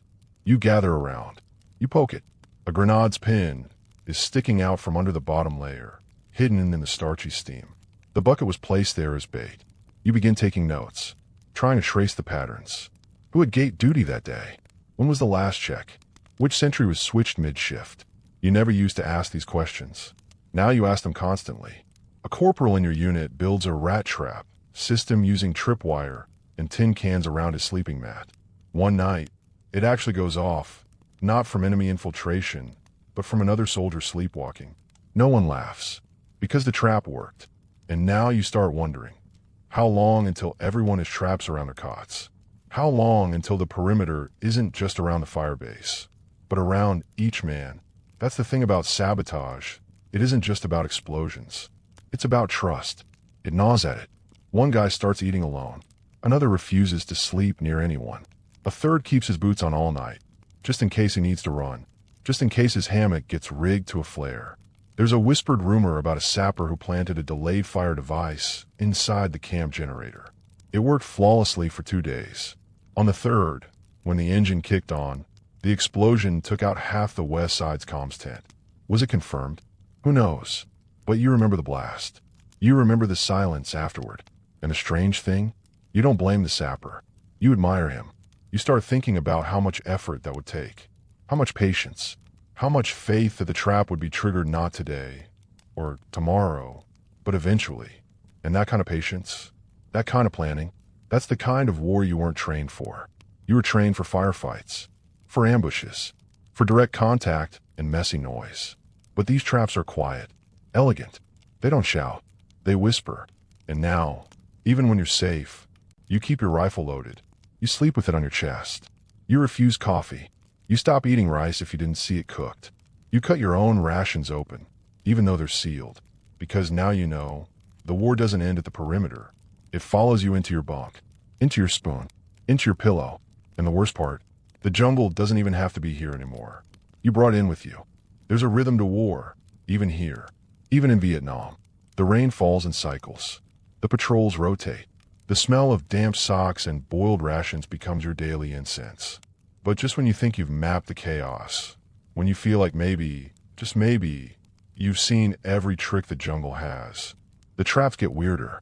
Because now, you're in terrain that isn't just forest or rice paddy or hilltop firebase. Now, you're walking through the ruins. Old stone temples, abandoned French outposts, ancient graveyards tangled in jungle roots. And here, among history's broken bones, the Viet Cong learn a new kind of warfare. Environmental traps, not things added to the jungle, but things borrowed from it, rearranged, weaponized. And when it works, you don't even know it's happening until your world crumbles. Like the day your squad enters the shell of a long-forgotten village. Wooden stilts, blackened walls, collapsed roofs. You think it's just another relic of war, until the third man steps into a house and disappears. Just gone. You rush in, expecting gunfire, blood, something dramatic. Instead, a hole, perfectly cut into the floorboards, covered with a thin mat of dust and palm fronds. Below, a spike pit, deep, lined with metal scraps and jungle thorns. They didn't dig that yesterday. That's been waiting. The house was the trap. Historians still debate how often ancient structures were converted into traps, but field reports confirm it happened enough that the phrase, "Booby trapped ruins," became part of standard patrol briefings. Any place with history, a potential weapon. One day, you pass through what looks like a small pagoda. Cracked stone lions, vines choking its pillars. On the far side, a single arch frames a clearing. Beautiful, really. Then someone spots it. The arch is strung with a bow trap. A bamboo whip triggered by near-invisible tripwires stretched ankle-high across the threshold. Stepped through the gate, and the whip would snap from above, tipped with bone shards. Clever. Poetic even. Like a death haiku. Another time, you find an old well. Bricks chipped, overgrown with moss. The rope pulley still swings lightly in the wind. Someone peers in. Nothing. Just water. But they notice the stones at the base, oddly shaped. Metal glints. Grenades. Rigged to a pressure plate at the bottom. Drop a stone, or even lower the bucket, and the tension would release. Instant geyser of fire. You mark it and move on. You don't drink for 8 more hours. You also stop trusting doors. Not because they're trapped, but because they aren't. Because sometimes the VC left old doors hanging on rusty hinges. Not as entry points, but as lures. Because Americans were trained to secure buildings. Sweep and clear. It was in the manual. So they left the doors wide open. And the building would collapse when stepped into. Supports cut. Floor hollowed out. Or worse. The building wasn't trapped inside. It was trapped around. One guy opened a door and triggered a landslide. The whole hillside had been shaved loose, held in place by a web of branches tied to the doorframe. Open the door, shift the weight, and boom, an avalanche of dirt, rocks, and jagged metal sheeting swallowed half the patrol. There's no map for this kind of thing. You start learning to walk around ruins. Not through, not over, around, even if it takes you hours. Because here, the past isn't sacred, it's dangerous. And the Viet Cong knew your curiosity would be your undoing. They counted on it. And then there's the cemetery. An old French colonial graveyard. Mossy headstones. Broken crosses. Some with names. Some without. The wind blows differently here. It's cooler. Quieter. You don't want to be here. But the path leads straight through it. You hold your breath. Midway through, one of your guys notices something strange. Several graves have been dug recently. Fresh earth. Shallow pits. Not marked. Not human. You look closer. Under one patch, the engineer finds a tripwire, buried just beneath the soil, designed so the first footstep would pull a pin and release a bundle of grenades stuffed inside a repurposed metal can. A grave trap. And you think, who buries bombs in a cemetery? Then you realize, someone who knows you won't look there. And again, that's the genius of environmental traps. They weaponize your morality, your reverence, your comfort. The past becomes a tool to manipulate the present. One French story tells of a squad that entered a ruined monastery, found an altar covered in fruit and incense. The radio guy steps forward, maybe curious, maybe nostalgic. A pressure plate triggers under the offering bowl. The entire altar explodes. No one speaks for the rest of the day. There's something crueler about it happening in places once holy. Because even if you don't believe in gods, you believe in rules. And Vietnam breaks them all. The environment is no longer neutral. Even nature isn't innocent. You find a banyan tree one evening. Thick trunk, wide roots, leaves like a green cathedral. It should be beautiful. Instead, you smell kerosene. Someone rigged it with fire. A whole ring of traps at the base. Tripwire grenades wrapped in soaked cloth. Light one fuse, and the tree would become a firestorm. You realize the goal wasn't to kill. It was to make you run, right into the second line of traps. That night, you dream of tree roots wrapping around your boots, pulling you down, into the floorboards, into the graves, into the well, and you wake wondering, how many buildings did we pass that were watching us? How many stories are buried, waiting? How many ghosts are holding tripwire? By now, it's not even the trap itself that terrifies you. It's the wait, the empty seconds between steps, the way the jungle holds its breath as you pass. It's like walking through a room of statues where one might blink. Every footfall is a question. Is this the one? And now, welcome to the Highlands. Montagnard territory. Hilly. Rugged. The air smells like rain and moss and rusted metal. And if you thought the Lowland traps were bad, these ones are theatrical. Multi-stage traps. Yes, really. Like a Booby trap Rube Goldberg machine. Because the Highland VC didn't just want to injure you. They wanted to perform. It starts small. Just a rustle. A tripwire snapping under tension. You spin, expecting a bamboo whip or grenade. Instead, nothing. You step forward. That's when you hear it. A click overhead. You look up. Too late. A net drops. Not rope. Barbed wire. Loops of it. Rusted. Jagged. Heavy. It tangles instantly, raking your face, hooking your gear. And while you're fumbling for a blade, then the real trap triggers. A pungy pit just beneath the barb nest, hidden by loosely laid twigs and foliage. One guy in your squad calls it death with choreography. Another calls it a jungle stage play where the ending is always Act 1. Historians still argue how often these multi-stage setups were used versus isolated traps. But the evidence is clear. In key conflict zones like Quantum and DAC 2, captured VC blueprints show complex, sequence designs, domino systems where one trigger led to a chain of consequences. There's one unforgettable day, a ridge crossing, where your squad sets off 3 traps in 15 seconds. First, a swinging log drops from the trees. Spiked, designed to knock the lead man backward. He falls, lands on a pressure plate. That triggers a cascade, a bamboo whip from the left, a fragmentation grenade rigged to a counterweight on the right, and finally, a delayed release smoke bomb from a hidden canister buried beneath a mossy rock. The whole ridge becomes a foggy chaos. No one dies, but nothing feels real afterward. You sit in silence, staring at your hands, waiting for the next thing, because the next thing always comes. One of the eeriest multi-stage traps you see is made from a tree root. Yes, a tree. You pass it on patrol. Seems normal. Then someone brushes the exposed root with their boot. It pulls slightly like a spring. Nothing happens until 50 feet ahead, a log crashes down onto the trail. Not behind you. In front.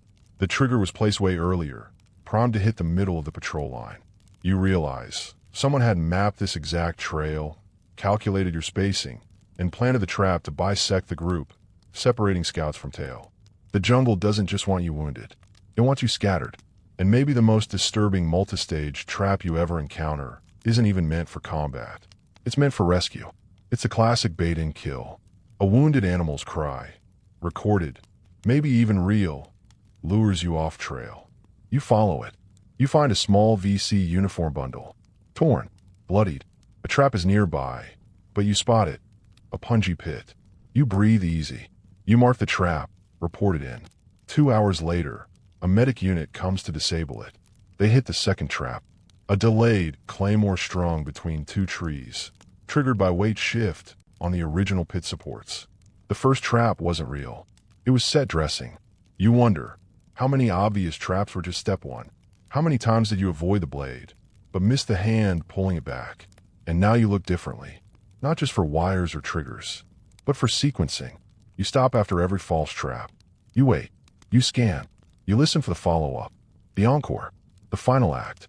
You learn to read the jungle like sheet music. A broken twig here? That's the opening chord. A missing stone on a ridge trail? That's the rising tension. A creaking vine overhead? The climax is near. There's one story, probably apocryphal, about a trap involving a bicycle. Left upright. A single, rusted bicycle, leaning casually on the side of a path. No wires. No blood. Just sitting there. And of course, someone touches it. That sets off a small mine. Just a flashbang. But that noise triggers another trap. A tripwire tied to a rifle mounted in a tree. The shot misses. But now you're disoriented. Two men scatter. One of them steps on a pressure plate in the underbrush. And the bicycle? It rolls backward, guided by a string, and covers the trail behind them, blocking retreat. It probably never happened. But it can have. And that's all it takes. The jungle doesn't need to actually kill you with these traps. It just needs to prove it can. That it's thinking. That it's listening. You begin to suspect that even your own movement patterns are part of some greater script. You walk, you dodge, you hesitate. Not by instinct, but because you've been trained by fear. Conditioned. Each trap teaches you something new, and each escape feels like a test passed.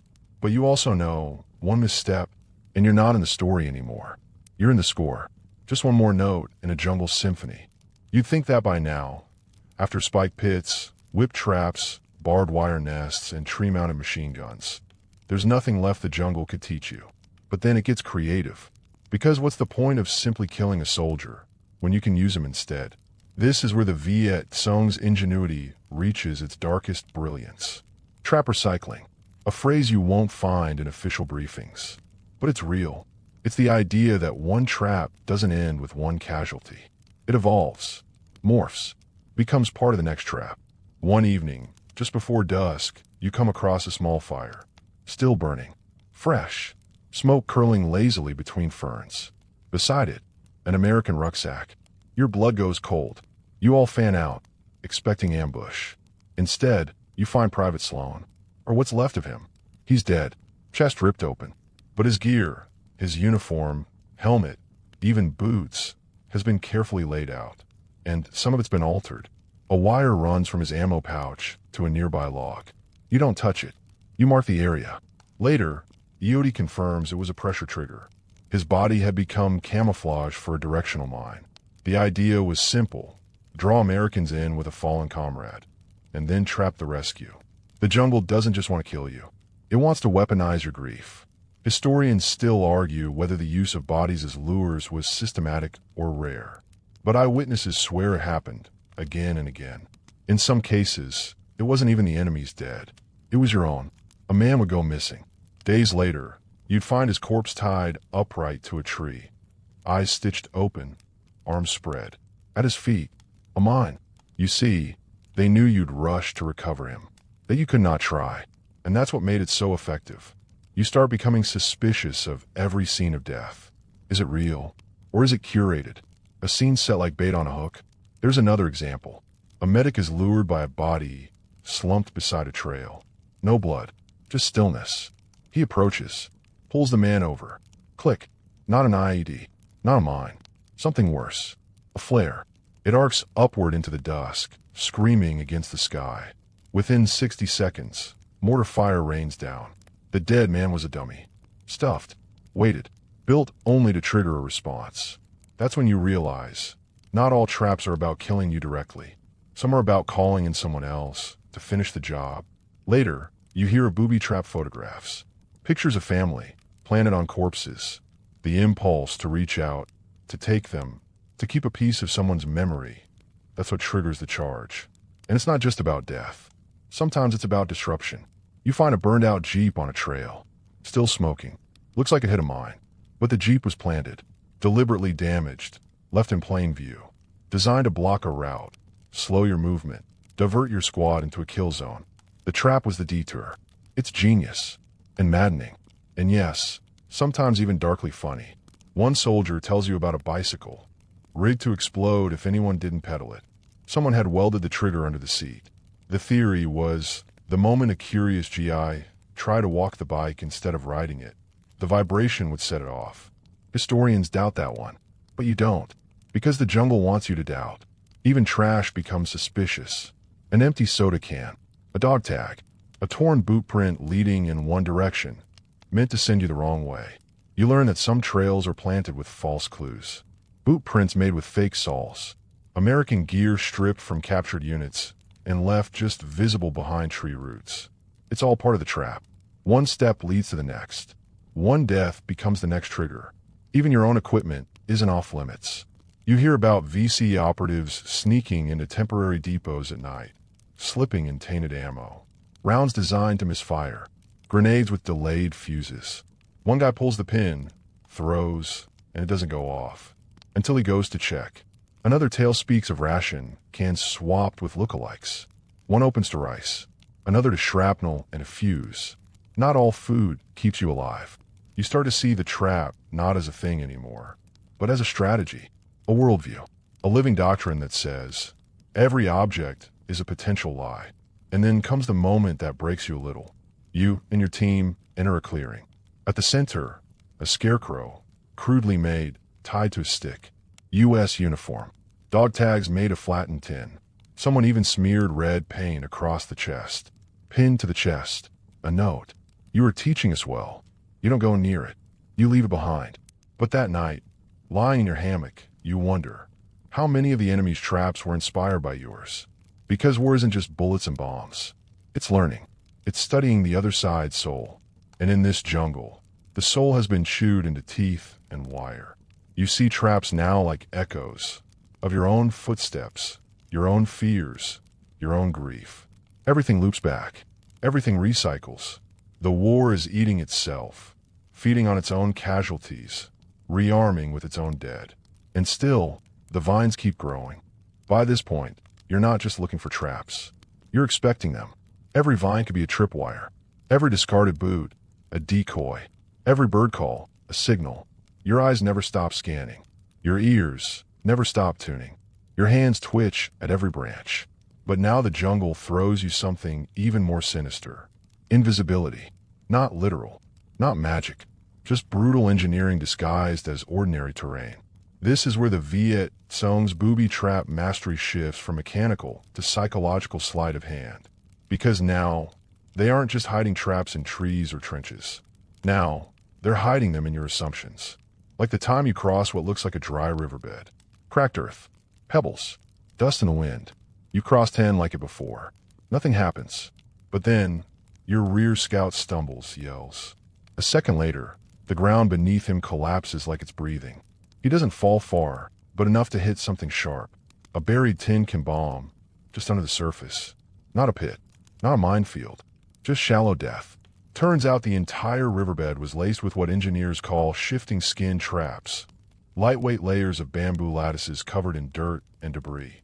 Strong enough to walk on, until someone's weight just barely tips it. And the worst part, there were no signs.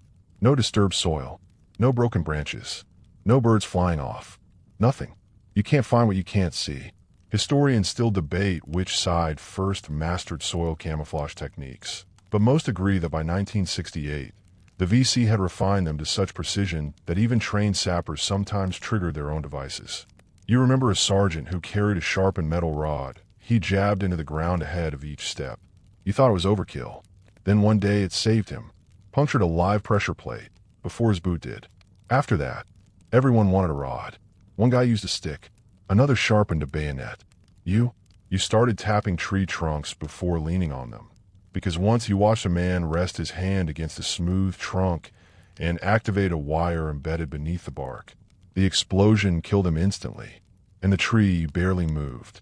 Because yes, the trees themselves could be part of it. You find vines laced with piano wire, not thick enough to spot, not until you've walked face first into it. One guy nearly loses an eye, another gashes his cheek from ear to lip. It was strung across a narrow jungle trail, mid-thigh and neck height. Dual-level kill zone. The tripwire doesn't trigger a device. It is the device. You realize, the VC didn't always booby-trap weapons. Sometimes they weaponize the booby trap itself. It becomes the method, the object, the delivery, and the message. You start checking leaves. Not for poison, but for pressure patterns.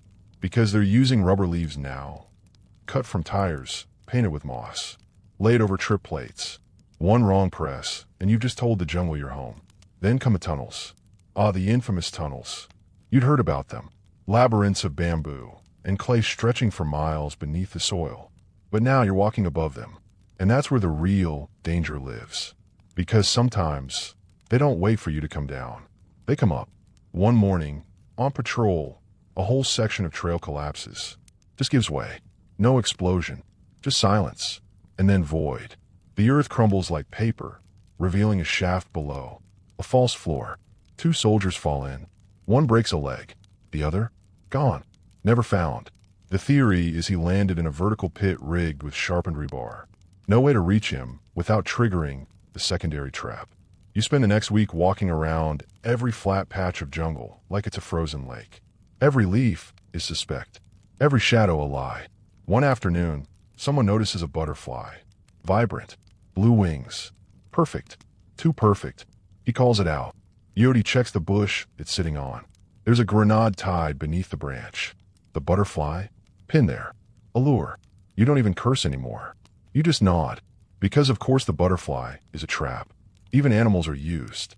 One day, you follow a path and spot a dog. Mangy, skittish, pawing at a pile of branches. Your squad halts. The dog looks up, then trots off. Curious, you check the spot. Under the branches? A tripwire. The dog was trained. Conditioned. Move debris. Lure soldiers. Historians still debate whether the use of trained animals as trap triggers was widespread or anecdotal. But you know what you saw. And after that, you stop trusting dogs. You stop trusting butterflies. You stop trusting green. Because green hides everything. And when a sniper shoots one of your men from inside a bush rigged with trip grenades, you realize the enemy didn't just disappear into the jungle. They became it. The final blow comes when you find a mirror. Small, round, hanging from a tree branch by a shoestring. You approach. Your reflection stares back. You, gaunt, hollow-eyed, unshaven. You're about to move on when you see a shimmer behind your head, in the mirror. A slight ripple of light. You spin. Nothing. But that moment, that 1 second delay, that was all the jungle wanted. No explosion, no bullet, no falling net.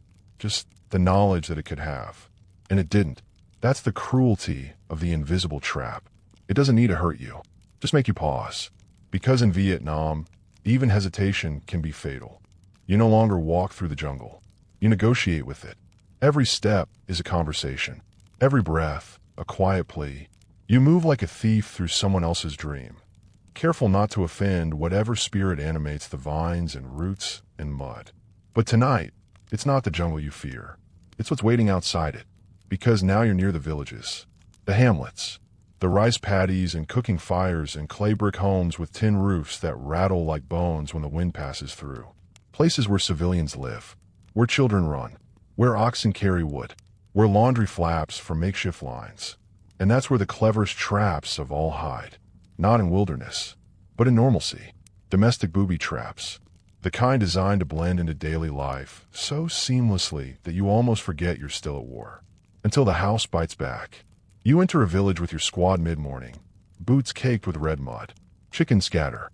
A woman is kneeling at a cooking pot, pretending not to see you. Children peek from behind doors. One man is fixing a thatched roof. It feels eerie. Too still. The point man gestures toward a nearby hut. Abandoned. Door open. You move in to clear it. First guy in doesn't get past the threshold. He trips, screams, and drops. You all freeze. Turns out the door frame had a wire running through the wood, tied to a hinge hidden in the rafters. As the door opened, it pulled a nail from a rigged clay pot on the shelf, releasing a grenade hidden inside a rice sack. It didn't go off. Faulty fuse.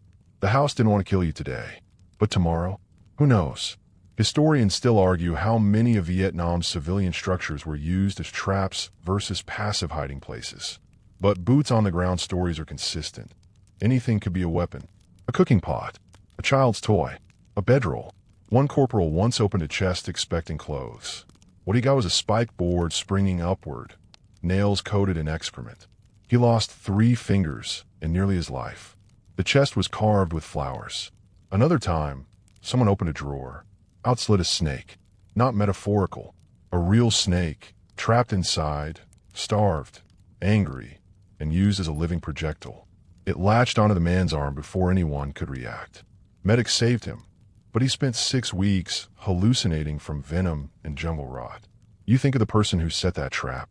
Not just the cruelty, but the planning. Finding the snake, capturing it, sealing it in darkness, timing its rage. That's not just war. That's psychology.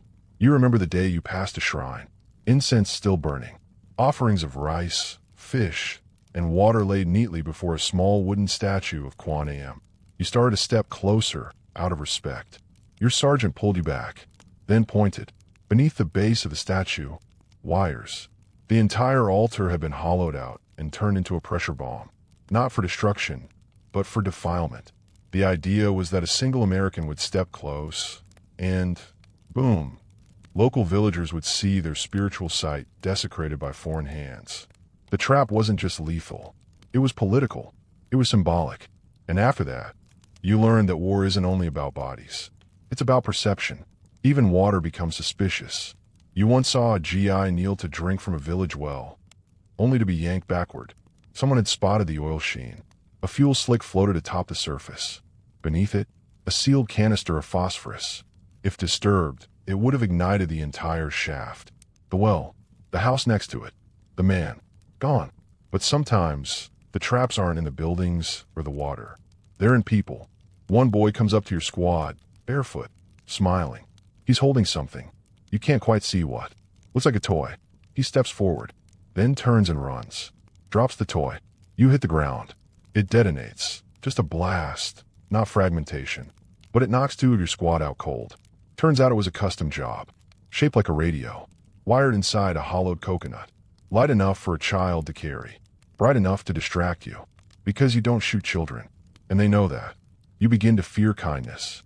Fear smiles. Fear gifts. A woman once offered a bowl of soup to a passing patrol. She smiled, bowed, held it out with both hands. The squad leader took it. 15 minutes later, he collapsed. Poison. From a local plant. No taste. No odor. He lived, but barely. And you never ate again unless you opened the ration yourself. Sometimes, the houses weren't rigged to explode. They were rigged to entice. One abandoned, shack had cold beer cans stacked on the table. Cold, which meant someone had been there recently, and they wanted you to see it. Because just beneath the floorboards was a shaped charge. If anyone stepped forward to claim a beer, gone. Another time, a gramophone was left spinning, softly playing Elvis. No one dared go near it, but the melody stayed with you for weeks. It was a reminder that the enemy wasn't just trying to kill your body. They were trying to haunt your mind. Even the roosters in one hamlet were suspect, because someone swore they'd seen one pecking at a string. That string led to a grenade. You don't believe it, but you still flinch every time a rooster crows. One EOD specialist once said, "If it moves, it's a trap. If it doesn't move, it's a better trap." You laughed. Now you quote him every day. By now, you don't dream in colors. You dream in wires. Thin ones. Coiled ones. Tension lines that stretch across your eyelids, across your thoughts, across the synapses in your brain like they've been laid there on purpose. Triggers just waiting to be tripped. Because now, after months in this place, you begin to understand the true power of the trap. Not the spikes, not the fire, not the kill, but the control. And nowhere is that clearer than in the dead zones. You first hear the term whispered by a seasoned captain. The VC don't fight in these parts, he says, eyes shadowed under his helmet. They design them. Design. It's a strange word to use for jungle clearings and ravines, but it fits. Because these zones are not random. They're crafted, sculpted from terrain and terror. And you're about to walk into one. It starts with silence. No birds. No bugs. Even the wind seems to get nervous. And then you enter a field. A wide, flat, open stretch between two tree lines. Seems harmless. Except your sergeant halts the column. Waves everyone down. You don't move. You don't breathe. Because this field, it's wired. Not just one trap. Not just two. But layers. You squint and see them. Fishing lines tied to bits of metal. Soda tabs. Like spokes. Chopped bamboo sharpened to fawn-like tips. And the pattern? Not random. Every fourth bush is rigged. Every sixth rock is offset. It's not natural. It's grid. That's when it clicks. You're standing in a circuit. A network of traps so deeply embedded in the terrain that even airstrikes wouldn't clear it all. Because you're not meant to clear it. You're meant to fear it. Historians still debate how long it took to lay out these multi-fielded kill zones. Some say days. Others swear certain VC units spent weeks preparing them, shifting branches by moonlight, marking distances and footsteps, testing pressure plates with livestock first. One fringe report even claims they used musical rhythm to space their traps, measured like beats in a drum line. You're not sure if that's true, but honestly, it feels right. Because the moment you step into one of these zones, you realize you're not being hunted. You're being choreographed. And then there are the fake trails. That's the true mindbender. The idea that everything you're following, every boot-worn path, every broken twig, was laid for you. Not by your men, but by the enemy. You once followed what you thought was a well-used track. Even found empty ammo wrappers, American brand, a crushed cigarette, a snapped dog tag chain. Then the corporal ahead stepped forward, and the ground folded open beneath him like a flower. The trail had been built around that trap, designed to herd you into the exact position where your instincts would fail you. From then on, nothing was sacred. A clean trail, a setup, a map-suggested shortcut, a graveyard. Even old footprints could be false, carved into the mud with rubber molds to trick your spacing. And that's when it hits you. The jungle isn't dangerous because it's wild. It's dangerous because it's controlled, and you're not in a war zone anymore. You're in a set. Every boulder is a prop. Every shadow, a cue. You're the actor, the jungle, the director, and the script ends with you bleeding in the dirt. You begin seeing intent in every leaf. You hear malice in the way the branches creak above. You start whispering to yourself when you walk. Step, scan. Step, check left. Step, wait. Every single movement has a ritual, because rituals keep you alive. And now, the traps don't even need to exist to work. Their very possibility is enough. The jungle has conditioned you, like Pavlov's dog. Only instead of drooling at a bell, you flinch at a fern. You hear of phantom traps, fields where nothing was ever confirmed, but entire units refused to enter, where they rerouted convoys, burned acres, or simply waited, frozen, until nightfall. That's the power of imagined traps. It's warfare without ammunition. And it works. One squad mate snaps one day. Can't take it. Starts stripping off gear, yelling, "There's nothing here. I don't care anymore." Charges through a trail. He doesn't trigger anything. No explosion. No wire. Just a silent fall into a covered pit. Hidden under rotted palm fronds and mannequin limbs dressed in American uniforms. The VC had built a psychological mirror. Even the trap silence was part of its cruelty. Because now the rest of you question everything again. You wonder, how long before you crack like him? How long before you, too, decide you'd rather walk straight than think sideways? The jungle doesn't kill you all at once. It convinces you to stop trying. That's the brilliance of it. And maybe that's the point of these dead zones. They're not kill zones. They're control zones. They don't just claim land. They claim time, energy, sanity. You once heard a phrase from an old Vietnamese farmer. In this land, the trees outlive the war. And he was right, because one day, this jungle will go quiet again. The traps will rot. The wires will rust. But you'll still flinch when you see a butterfly on the wind. There's a stretch of jungle where even the birds refuse to sing. No explosions. No gunshots. Just the hum of insects, the groan of trees swaying on half-rotted roots, and your own heartbeat echoing in your ears like a warning drum. You're walking through it now, but not with the same boots you wore at the beginning. You've changed, not just in the way you move, lighter, quieter, slower, but in the way you see. You no longer notice the jungle's beauty. You notice its threats. A patch of moss means slipperiness. A nest of ants might mark a trail used by someone else. A broken branch? Suspicious. Too clean a break? That's not wind. That's design. Because this was always about design, wasn't it? From the start, the jungle was a map of intentions. And the Viet Cong? They were its architects. Every inch of terrain shaped to shift your mind, not just wound your flesh. And that's what brings you to this final realization. Booby traps were never just weapons. They were messages. Think about it. Each trap told you something. Pungy sticks whispered, "You're not welcome here." Swinging maces hissed, "We know where you'll walk." Rigged photos murmured, "We know what you miss." And those fake beer cans, they laughed at you. So many of these devices were designed not to kill, but to unravel, to make you second-guess the natural, to poison your relationship with gravity, with shelter, with water, with children, with your own gear. Historians still argue whether the psychological toll of traps was more damaging than their physical effect. But every soldier who left Vietnam with sleepless nights and invisible scars knows the truth. The jungle didn't just hurt you. It rewrote you. One man in your unit couldn't walk on grass for 6 months after the war.